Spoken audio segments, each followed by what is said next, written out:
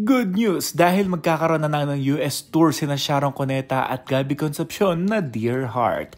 A little birdie told me that I'm going to do a concert tour in North America this fall and I won't be alone this time. I have a contract. Should I sign already?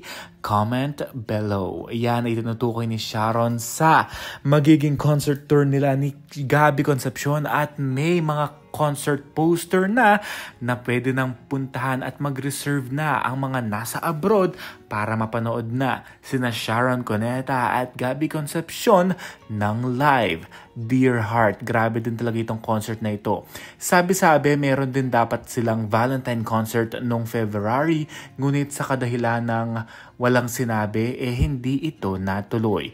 Kaya naman ngayon nga, chance na ng Team Abroad na ma-experience ang Gab reunion sa concert scene. Grabe na experience ko ito noong October sa MOA Arena at dumagundong talaga ang mga tao, mga fans ng Gab, maging ang aking nanay talaga namang nag-enjoy talaga sa kanilang mga medley, sa songs nila, sa kilig talaga nila. Kahit grabe na ang dami na nangyari sa kanilang personal lives,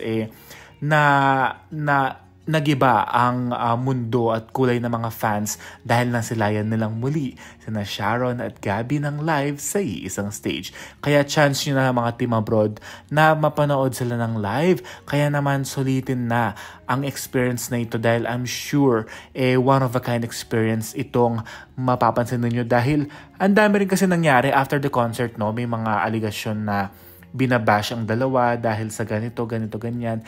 Kaya hindi rin siguro natuloy ang February concert dahil umabot na kasi sa mga personal na buhay ang nangyari. Pero nevertheless, ang experience na ito kailangan nyo ma-experience dahil tuloy na ang concert tour nila in US.